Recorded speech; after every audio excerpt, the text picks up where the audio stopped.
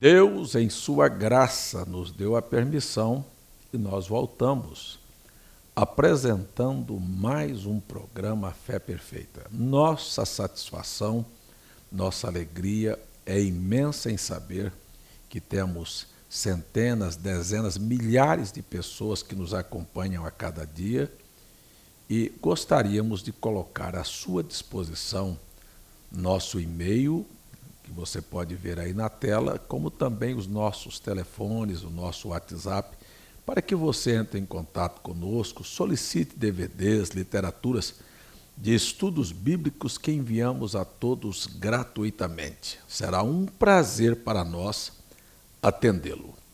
Queremos também deixar à sua disposição os nossos cultos. Estamos convidando você para participar dos nossos cultos aqui nesta cidade, no endereço que aparece aí, e você é sempre bem-vindo, pastor César Augusto, tenho o máximo prazer em recebê-los.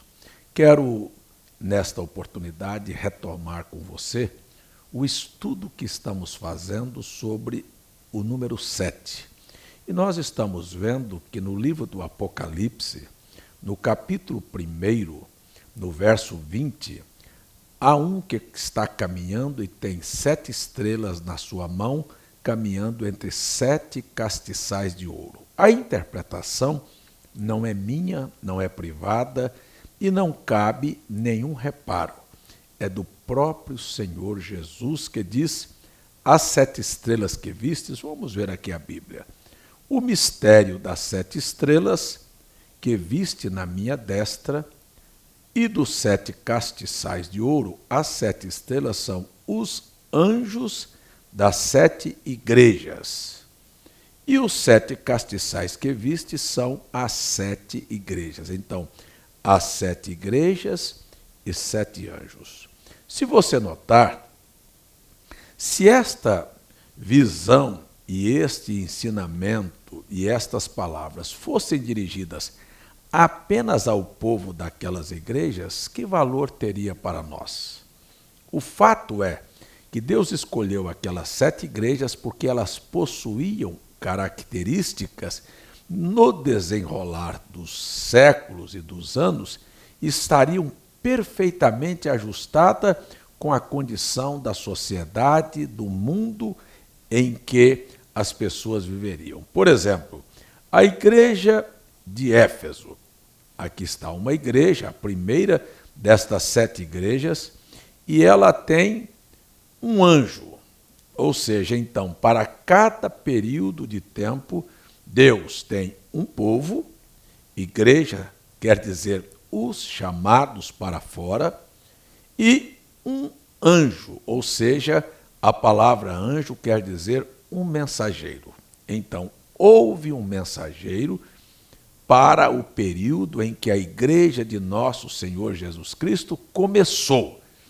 Sem dúvida que o apóstolo e mensageiro e doutor dos gentios é Paulo. Quero dizer a você que Paulo é o modelo tomado por Deus para representar a cada verdadeiro pregador que algum dia palmilhará esta terra. Paulo é o exemplo do domínio da palavra, da submissão e do descomprometimento.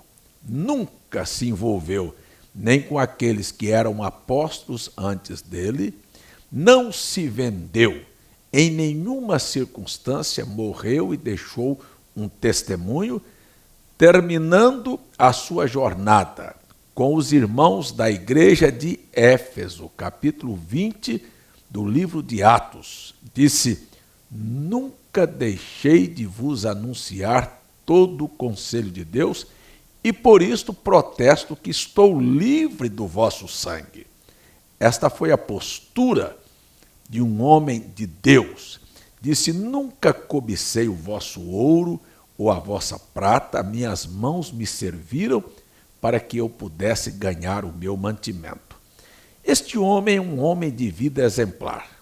Este homem não comprometia a palavra, não deslocava a palavra e não interpretava mal a palavra. Essas coisas são fundamentais. Ele disse: se eu, ou um anjo vindo dos céus, vos anunciar outro evangelho, seja considerado anátema. Paulo esteve aos pés de Gamaliel.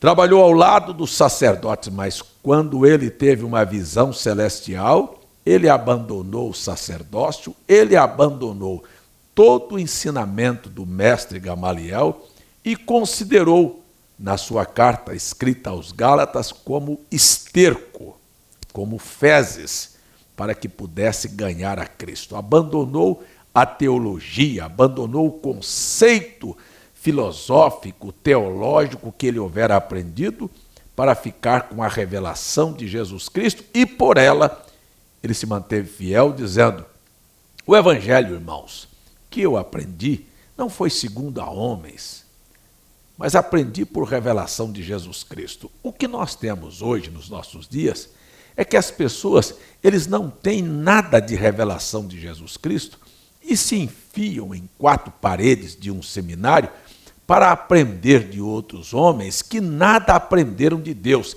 que também são aprendizes de homens e se tornaram subordinados a uma igreja e não podem reconhecer as verdades da Bíblia.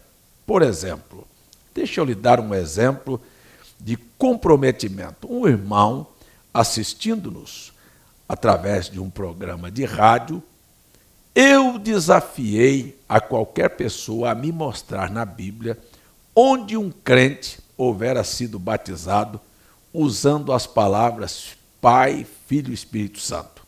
Aquele irmão foi ao seu pastor e disse: pastor, me diga uma coisa, o batismo em nome do Senhor Jesus é bíblico? E o pastor disse: certamente, irmão.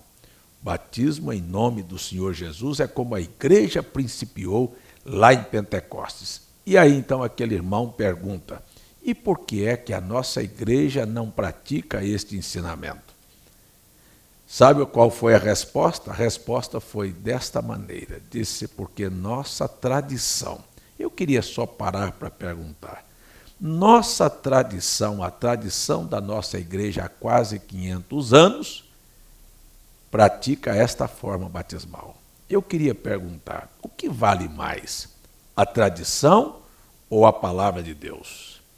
Como os homens estão enredados, como as pessoas estão enredadas, como as pessoas abandonam com facilidade a Bíblia e se apegam a uma igreja que não é nada mais senão uma areia movediça, um engano de Satanás que prendeu milhares de pessoas. Mas voltando aqui, o apóstolo Paulo, apóstolo e doutor dos gentios, exemplo para todos os verdadeiros pregadores, e que hoje, dentro das igrejas, as pessoas citam Paulo e citam Paulo: olha, posso todas as coisas daquele que me fortalece, olha, muito mais além do que pedimos ou pensamos, ele vai nos dar. Mas deixa eu lhe dizer uma verdade aqui no final deste programa. Se Paulo viesse hoje a esta cidade, qual era a igreja que está citando Paulo, que receberia Paulo como pregador? Nenhuma. Paulo não aceitaria mulheres de cabelo cortado, de face pintada, de roupas vulgares, mostrando as pernas, de shorts. Paulo não aceitaria de maneira nenhuma uma mulher pregadora no púlpito. Ele disse: vocês nunca leram que é indecente? Paulo jamais se curvaria à condição moderna da sociedade. Paulo diria: vocês foram batizados como eu ensinei, como eu mostrei que eu fui batizado, em nome do Senhor Jesus. Também não foram, não aceitariam Paulo e o chamariam de falso. Eu não sei o que eles iam fazer com a Bíblia. Rasgavam, né? Porque, na verdade, não tem coragem de rasgar literalmente, mas a atitude rasga cada palavra da Bíblia. Então, você entende que, não havendo fidelidade à palavra, as pessoas se comprometeram e se tornaram advogadas da causa do pecado, da imoralidade e da perdição eterna, ou seja, advogando uma causa para Satanás. Voltemos para a Bíblia. O apóstolo, o anjo da igreja, tinha uma finalidade, olha, levar as pessoas a Cristo. Mas a palavra Éfeso quer dizer almejado e relaxado. Vou concluir dizendo, convide Paulo para pregar na sua igreja, pastor. Ô irmão, pegue os escritos de Paulo e leve para seu pastor e veja se ele aceita algum, e você verá que não passa de uma farsa este cristianismo moderno, que nada tem de compromisso com a palavra. Então eu termino aqui. Paulo tinha um objetivo, levar as pessoas, preparar a igreja, como ele disse na sua segunda carta aos Coríntios, como uma virgem para apresentar a Cristo. Mas acontece que a serpente enganou a Eva, enganou a igreja também, roubou a simplicidade, roubou o poder, roubou as virtudes e a igreja se tornou uma igreja mundana, fria, comercial, suja, que mais retrata o inferno e a Satanás do que a Deus e a sua pessoa. Eu termino aqui chamando você, vamos voltar para a Bíblia. O objetivo de Paulo era manter a igreja pura, limpa, mas a palavra Éfeso quer dizer almejado, ou seja, esse era o alvo, mas relaxou-se, perdeu-se o primeiro amor.